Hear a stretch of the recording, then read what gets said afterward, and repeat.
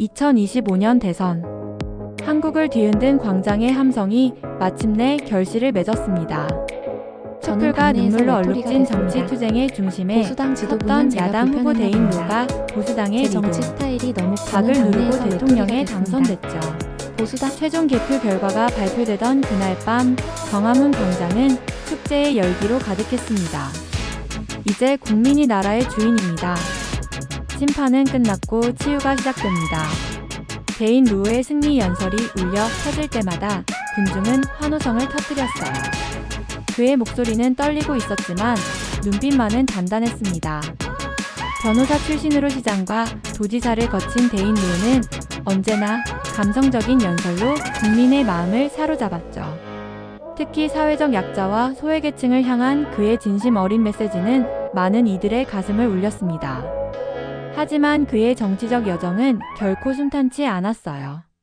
도지사 시절 비리 의혹과 법적 리스크, 그리고 북쪽 송금 등 여러 가지 많은 인성과 법적인 것까지 점철돼 있던 대인 루였습니다. 여당은 선거 내내 그를 법 위에 군림하려는 위험한 인물로 규정했지만 국민들은 오히려 그를 기득권에 저항하는 영웅으로 받아들였죠. 대통령 집무실에 처음 들어선 날 대인 루는 잠시 망설였습니다. 이곳에서 그가 내릴 결정들이 전 국민의 삶을 바꿀 터였으니까요. 측근들은 그에게 첫 번째 국정과제를 물었습니다. 대통령님, 취임 직후 가장 먼저 추진할 정책은 무엇입니까? 대인 루는 창밖을 바라보며 천천히 대답했어요. 국가통합이죠. 이 나라는 너무 오래 분열되어 있었습니다. 그러나 측근들만 아는 사실이 있었습니다. 대인 루가 구상 중인 국가통합의 첫 단계는 바로 특별면책이었어요. 자신을 포함한 정치인들의 과거 의혹에 대한 수사를 중단시키는 초유의 법안이었죠. 그는 이것이 과거의 상처를 치유하고 미래로 나아가기 위한 불가피한 조치라고 믿었습니다. 취임식 날 대인 루는 차분하게 선서를 마쳤어요. 그의 눈빛에는 결연함이 서려 있었습니다. 국민들은 아직 몰랐죠. 그들이 선택한 영웅이 어떤 길을 걸어가게 될지, 그리고 그 길이 얼마나 험난할지를. 그렇게 대인 루의 집권 5년이 시작되었습니다. 면책과 충성 시작된 침묵의 충치를 맘먹고 있던 그의 취임도 어느덧 3달이 지났습니다. 대인 루 대통령은 전격적인 발표를 준비했어요. 청와대 브리핑룸은 긴장감으로 가득 찼습니다. 카메라 불빛이 번쩍이는 가운데 대인 루는 단상에 올라 침착하게 말문을 열었습니다. 국가 통합과 미래로의 전진을 위해 정치적 수사와 보복성 조사는 모두 중단하겠습니다. 이른바 국민통합특별법의 윤곽이 드러나는 순간이었어요. 그는 국회 연설에서 단호하게 덧붙였죠. 저 대인 루는 오늘부터 과거의 피해자 신분이 아닙니다. 그리고 미래의 피해자도 아닙니다. 국민의 대표이자 통합의 지도자입니다. 그의 확신에 찬 목소리가 국회의사당을 울렸어요. 여당 의원들은 일제히 기립하여 박수를 보냈습니다. 박수 소리가 멈추고 나서야 그들은 야당석이 텅 비어 있음을 알아차렸죠. 그러나 이는 시작에 불과했어요. 놀랍게도 이 법안에는 대통령 본인에게도 적용되는 자기면책 조항이 포함되어 있었습니다. 대통령직이 끝나도 면책 특권을 받는다는 것을 넣은 거죠. 역시 그의 머리는 비상했습니다. 5년 후 본인이 법망에서 벗어나기 위함이었죠. 국민들의 반응은 예상보다 격렬했습니다. 인터넷은 분노로 들끓었어요. 대통령이 법 위에 올라섰다. 이제 대통령은 죄를 지어도 책임지지 않는 자리인가? 기본 인성부터 무법자가 되어야 대통령이 되나? 특히 한 시민의 댓글이 사회관 개망 서비스를 타고 삽시간에 퍼져나갔습니다. 국민은 벌을 받고 대통령은 빠져나간다. 그게 우리가 말한 정의인가요? 언론 역시 양분되었어요. 친여 성향 매체들은 정치 보복의 종결이라며 환영했지만 대다수 언론은 민주주의의 후퇴, 선출된 면책자라는 비판 기사를 쏟아냈습니다. 청년 세대에서는 면책 대통령이라는 새로운 단어가 생겨났어요. 대인 루가 무슨 말을 하든 면책이니까라는 냉소적인 댓글이 따라붙었죠. 그러나 정권은 비판에도 아랑곳하지 않고 밀어붙였습니다. 검찰 인사가 단행되었고 감사원장이 전격 해임되었어요. 정부 정책을 비판하는 언론사에 대한 압박도 은밀하게 시작되었죠. 국가 전체가 조용히 그러나 빠르게 침묵과 충성의 체제로 바뀌어가고 있었습니다. 공무원 조직 내부에서는 익명 고발이 시작되었고 샛별당과 시민단체는 헌법소원을 준비했어요. 한 유명 칼럼니스트의 글이 전국 포털 사이트 메인을 장식했습니다. 대통령은 죄를 사라. 국민은 벌을 감당하라. 대인 로우의 집무실 책상 위에는 그가 가장 자주 인용하는 문장이 액자에 담겨 있었어요. 민의가 곧 정의다. 그러나 그 말이 무색하게 국민들은 이미 속으로 의문을 품기 시작했습니다. 민의가 정말 그의 입으로만 나와야 하는 걸까? 대통령과 국민 사이에 보이지 않는 균열이 시작된 순간이었죠. 정권 1년 차는 그렇게 지나갔습니다. 한반도를 뒤덮은 경제 불황은 대인 루오 대통령에게 새로운 도전을 안겼습니다. 그는 비상경제회의를 소집했어요. 청와대 회의실에 경제 관료들이 모였고 한국은행 총재와 기획재정부 장관은 어두운 표정으로 보고서를 펼쳤습니다. 대통령님, 경기 침체가 예상보다 심각합니다. 긴축 정책이 불가피합니다. 그러나 대인 루오는 의외의 결정을 내렸어요. 그는 보고서를 덮으며 단호하게 말했습니다. 우리에겐 다른 길이 있습니다. 국민의 주머니를 채워주는 겁니다. 그렇게 전례 없는 복지 확대 정책이 시작되었죠. 전국민 재난지원금이 2차례 지급되었고 청년 기본소득 시범 사업이 도입되었습니다. 전세금 전액 보증제와 무상 학비 확대 정책도 연이어 발표되었어요. 국민들의 환호성이 터져나왔습니다. 이게 진짜 국민을 위한 정치지. 드디어 서민을 위한 대통령이 나타났다. 지지율은 70%를 넘어섰고 여당은 지방선거에서도 압승을 거두었습니다. 대인 루오는 환하게 웃으며 자신의 정책이 옳았음을 확신했어요. 하지만 모두가 환영한 것은 아니었죠. 경제 전문가들은 경고의 목소리를 높였습니다. 한 유명 경제학자는 국회 청문회에서 이렇게 증언했어요. 재정 건전성, 외환 보유고, 금리 모두 위험 수준입니다. 이대로라면 국가 부도가 현실이 될 수도 있습니다. 대인 루오는 그 경고를 일축했습니다. 기자회견에서 그는 자신감 넘치는 목소리로 말했어요. 국민을 위한 돈이 낭비일 수는 없습니다. 저는 그들의 고통을 먼저 생각합니다. 그러나 시장은 냉정했죠. 첫 번째 신호는 해외 투자금의 이탈이었습니다. 국제 투자자들이 한국 시장에서 자금을 빼기 시작했어요. 다음은 기업들의 해외 이전이었습니다. 대기업들이 하나둘 생산시설을 동남아시아로 옮겼죠. 마지막으로 원화 가치가 급격히 하락하기 시작했어요. 청와대 경제수석은 대통령에게 보고서를 제출했습니다. 그러나 대인 루오는 그 보고서를 자세히 읽지 않았어요. 그는 여전히 국민의 환호에 취해 있었습니다. 정부 부처는 더 많은 복지 정책을 준비했고 여당 의원들은 앞다투어 예산 증액을 요구했죠. 그때부터였습니다.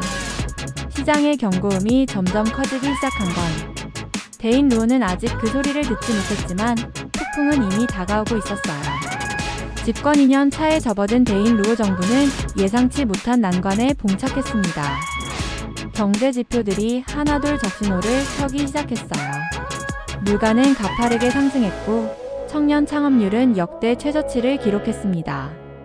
중소기업들은 연쇄적으로 문을 닫기 시작했죠.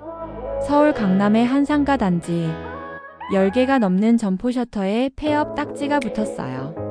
30년 넘게 이곳에서 장사해온 최 사장은 쓸쓸히 가게 문을 잠그며 한숨을 내쉬었습니다. 정부가 복지비로 퍼부은 돈이 결국 물가만 올리고 말았어. 다들 직업을 닫기 시작했지. 우리 같은 자영업자는 어디로 가란 말이야. 놀랍게도 복지를 지지했던 20대와 30대 청년층조차 변하기 시작했어요. 한 청년은 토론 프로그램에서 이렇게 말했습니다. 지원금 몇 번 받았다고 뭐가 달라졌나요?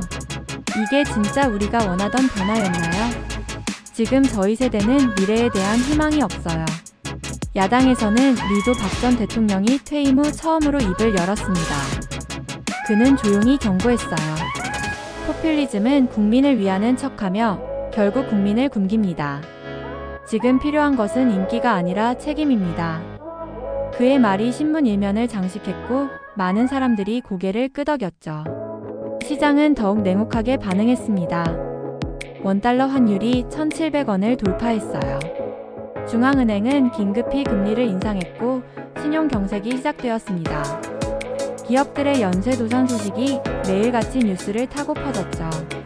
청와대는 위기였습니다. 대인 로의 얼굴에서 웃음이 사라졌어요. 경제팀은 밤새워 대책을 찾았지만 뾰족한 수가 없었습니다. 국민들의 분노는 점점 커져갔죠. 국민을 위한다더니 우리 세금으로 인기나 얻으려 했던 거야. 경제 망치고 나라 망치고. 이게 정의인가? 지지율은 70%에서 27%까지 추락했습니다. 여당 내에서도 동요가 일기 시작했어요. 몇몇 의원들은 대인 로의 리더십에 의문을 제기했고 당내 경선을 통해 선출된 신임 대표는 경제회생을 위한 새로운 접근을 강조했습니다. 그날 밤 대인 로는 창밖을 바라보며 깊은 생각에 잠겼어요. 이제 그는 처음으로 자신의 결정이 가져온 결과를 직시해야 했습니다. 광장에서의 환호는 사라지고 차가운 현실만이 남았죠. 권력의 벽에 갇힌 그는 처음으로 자신이 길을 잃었음을 느꼈어요. 심각한 지지율 하락에 당황한 대인 로는 참모들을 대거 교체했어요. 이전의 측근들이 물러나고 경제 전문가들이 청와대를 채웠습니다. 그는 경제비상위원회를 출범시키며 국민들에게 약속했죠. 이제 감성이 아닌 이성으로, 인기가 아닌 책임으로 국정을 운영하겠습니다. 그의 연설 스타일도 달라졌어요. 이전의 감성적인 후보는 사라지고 차분한 정책 브리핑과 수치 제시가 주를 이루었습니다. 매주 열리는 경제상황 점검 회의에서 대인 로는 꼼꼼히 자료를 검토하며 질문을 쏟아냈죠. 수출 실적이 왜 이렇게 부진한지 분석해 보셨습니까? 중소기업 도산율이 전 분기보다 몇 % 증가했지요. 그러나 국민들의 반응은 냉담했어요. 거리에서 만난 시민들은 혼란스러워했습니다. 왜 이제 와서요? 경제가 다 망가진 다음에 우릴 이용한 건가? 표만 얻고 나서 본색을 드러내는 건가? 유명 시사평론가는 방송에서 신랄하게 비판했죠. 대통령이 된 이후 처음으로 책임을 이야기하는 대인 로. 그러나 때는 이미 늦었습니다. 국민의 신뢰는 무너졌고 경제는 파탄 지경입니다. 청와대 앞에서는 연일 시위가 벌어졌어요. 경제 파탄 책임져라, 무능한 대통령 퇴진하라는 구호가 광장을 가득 메웠습니다. 대인 로는 창문을 통해 그 광경을 바라보며 쓴 웃음을 지었죠. 불과 2년 전 바로 그 광장에서 그를 영웅으로 추앙했던 같은 사람들이었습니다. 권력이 그를 바꿔놓았을까요? 아니면 그가 원래부터 그런 사람이었을까요? 언론은 연일 그의 과거 발언들을 파헤쳤습니다. 도지사 시절 그가 했던 말들이 현재의 행동과 얼마나 모순되는지 보여주는 기사들이 쏟아졌어요. 대인 로는 점점 더 고립되었습니다. 측근들조차 그에게 솔직한 조언을 하지 않았죠. 그의 주변에는 오직 예스맨들만 남았어요. 밤마다 그는 홀로 집무실에 앉아 보고서를 검토했습니다. 눈은 보고서를 읽고 있었지만 마음은 다른 곳에 있었죠. 어디서부터 잘못된 걸까? 그때 한 젊은 비서관이 조심스럽게 문을 두드렸어요. 대통령님, 전북 익산에서 온 편지입니다. 꼭 보셔야 할 것 같아 가져왔습니다. 대인 로는 무심코 편지를 펼쳤죠. 그것은 익산의 한 폐시장 상인회에서 보낸 것이었습니다. 내용은 간단했어요. 대통령님, 우리 시장이 문을 닫게 되었습니다. 마지막으로 한 번만 찾아와 주시겠습니까? 우리의 이야기를 직접 들어주십시오. 대인 로는 잠시 망설이다 결심했습니다. 그는 경호실장을 불러 조용히 말했어요. 내일 익산으로 갑니다. 언론에는 알리지 마세요. 이른 새벽 대인 로는 최소한의 경호원만 대동한 채 전북 익산으로 향했습니다. 그가 도착한 곳은 한때 활기찼을 전통시장이었어요. 지금은 대부분의 상점이 굳게 문을 닫고 몇몇 노인들만이 적막한 시장을 지키고 있었습니다. 시장 입구에서 70이 넘은 노인이 그를 맞았어요. 노인은 대인 루오를 보자쓴 웃음을 지었습니다. 와주셨군요. 이리 오세요. 그들은 텅 빈 시장을 천천히 걸었어요. 노인은 하나둘 문을 닫은 가게들을 가리키며 이야기했습니다. 이 가게는 30년 된 참기름집이었죠. 저긴 40년 된 생선 가게고 다 어디로 갔는지 모르겠어. 대인 루오는 침묵 속에 노인의 이야기를 들었어요. 그들이 시장 끝에 도달했을 때 노인이 문득 물었습니다. 대통령 날이 왜 우리 말을 안 들었소? 우린 처음부터 이렇게 될 거라 경고했잖소. 대인 루오가 대답했어요. 저는 듣고 있었습니다. 모든 보고를 받았고. 노인이 그의 말을 자르며 날카롭게 지적했습니다. 듣는 척만 했지 진짜 듣진 않았잖소. 그 한마디가 대인 루오의 가슴을 강타했어요. 오랜 침묵 끝에 그는 겸손하게 물었습니다. 어떻게 하면 좋을까요? 지금이라도. 노인은 잠시 그를 바라보더니 말했어요. 국민의 목소리를 직접 들으시오. 통계나 보고서가 아니라 실제 사람들의 이야기를. 그리고 정직하게 말하시오. 잘못했다고 미안하다고 바꾸겠다고. 그날 밤 대인 루오는 차 안에서 깊은 생각에 잠겼습니다. 서울로 돌아가는 길 그는 결심했어요. 이제 정말 바뀌어야 했습니다. 다음 날 청와대는 전격적인 발표를 했어요. 대통령이 전국 순회 타운홀 미팅을 시작한다는 내용이었습니다. 전문가 집단이 아닌 평범한 시민들과 직접 대화하겠다는 계획이었죠. 첫 번째 모임은 부산의 한 체육관에서 열렸어요. 500명의 시민이 참석했고 대인 루오는 넥타이도 매지 않은 채 그들 앞에 섰습니다. 여러분, 저는 지금까지 잘못된 방향으로 가고 있었습니다. 국민의 삶보다 정치적 성과에 집착했어요. 오늘부터 모든 것을 바꾸겠습니다. 시민들의 반응은 처음엔 냉담했지만 점차 변하기 시작했어요. 한 청년 창업가가 말했습니다. 우리에게 필요한 건 당장의 지원금이 아니라 공정한 시장 환경입니다. 한 소상공인은 호소했어요. 규제를 풀어주세요. 우리가 숨 쉴 수 있게 해주세요. 대인 루오는 꼼꼼히 메모했고 즉석에서 정책 변화를 약속했습니다. 그는 말했어요. 불필요한 복지는 줄이고 청년과 소상공인 중심으로 예산을 재조정하겠습니다. 기업과의 대화를 재개하고 신산업 투자도 늘리겠습니다. 그의 진심이 전해졌는지 모임이 끝날 무렵에는 박수가 터져 나왔습니다. 언론도 조심스럽게 반응했어요. 이번엔 진짜 바뀌었다. 집권 3년 차인 루오 정부는 본격적인 변화의 신호를 보내기 시작했습니다. 경제는 천천히 그러나 분명히 살아나고 있었어요. 첫 번째 희소식은 창업률의 상승이었습니다. 청년들이 다시 도전하기 시작했죠. 중소기업들도 하나둘 버티기 시작했고 외국인 투자도 조금씩 돌아오기 시작했어요. 대통령 주재 국무회의에도 큰 변화가 있었습니다. 이제 통계와 전망치만 논의하는 것이 아니라 현장의 국민 사례가 중심이 되었어요. 매주 다양한 배경의 시민들이 청와대를 찾았습니다. 중소기업에서 일하는 청년부터 농촌 학교 교사, 장애인 예술가까지 그들의 이야기가 정책의 출발점이 되었죠. 한 회의에서 휠체어를 탄 장애인 예술가는 이렇게 말했어요.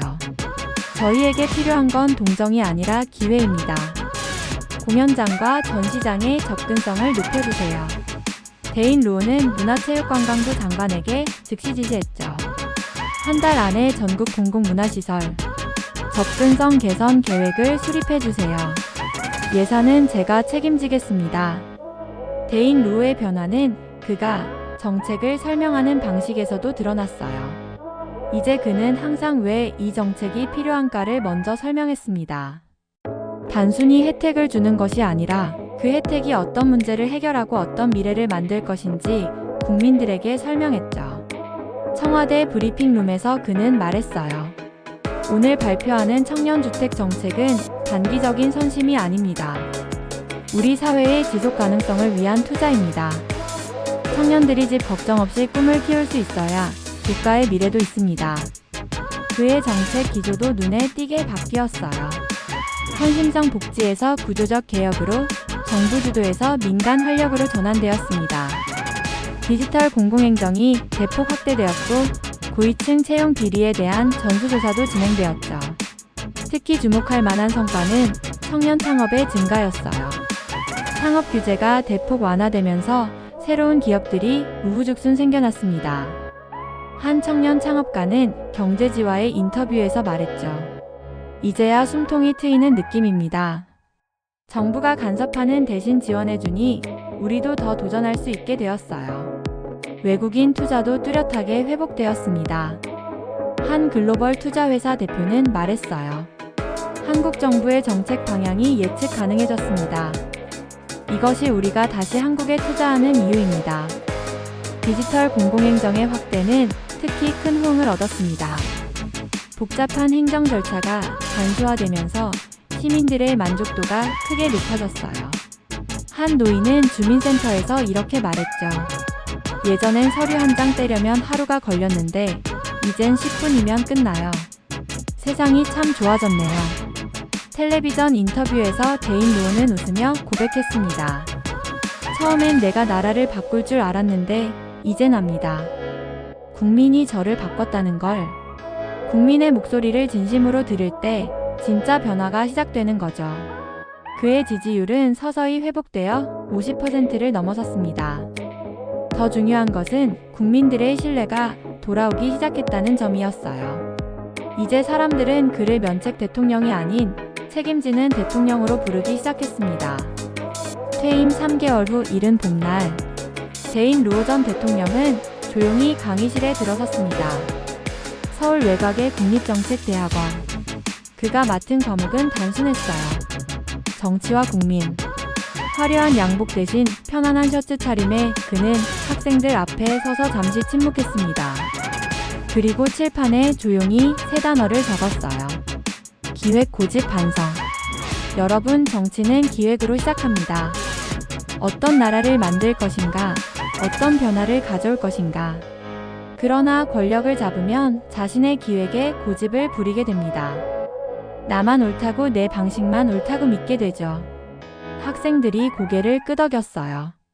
데인 루오는 계속했습니다. 처음엔 정책으로 세상을 바꿀 수 있다고 믿었습니다. 하지만 어느 순간 국민보다 권력을 더 신경 썼더군요. 뒤늦게라도 방향을 돌릴 수 있었던 건 국민이 저를 흔들어줬기 때문입니다. 강의실은 조용했지만 모든 학생의 눈이 그를 향해 있었어요. 한 학생이 조심스럽게 손을 들었습니다. 전 대통령님, 실패했다고 생각하세요? 데인 루오는 잠시 생각에 잠겼습니다. 그리고 따뜻한 미소와 함께 대답했어요. 정치란 완벽할 수 없어요. 다만 피하지 않고 버틴다는 것 자체가 의미가 있죠. 저는 그걸 국민한테 배웠습니다.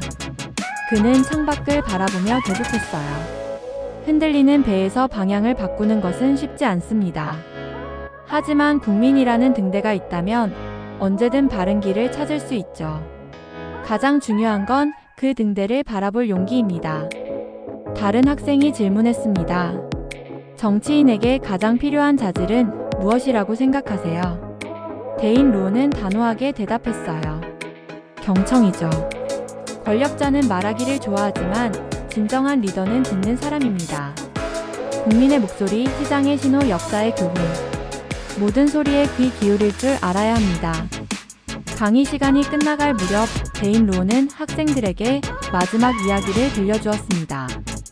제가 가장 소중하게 간직하는 기억은 익산의 그 노인과의 만남입니다. 그분이 없었다면 저는 끝까지 잘못된 길을 갔을 겁니다. 때로는 가장 평범한 사람의 한마디가 역사를 바꾸죠. 강의가 끝나고 학생들은 조용히 박수를 보냈어요. 데인 루오는 감사의 인사를 하고 강의실을 나섰습니다. 복도에서 그는 창밖을 바라보았어요. 캠퍼스에는 벚꽃이 흩날리고 있었습니다. 그날 밤 한 학생의 짧은 글이 사회간 개망 서비스에 올라왔고 삽시간에 퍼졌어요. 오늘 데인 루오 전 대통령의 강의를 들었습니다. 그가 남긴 말이 가슴에 남습니다. 강한 대통령보다 바뀔 줄 아는 대통령이 오래 남는다. 우리는 완벽한 지도자가 아니라 성찰하는 지도자가 필요한 것 같습니다.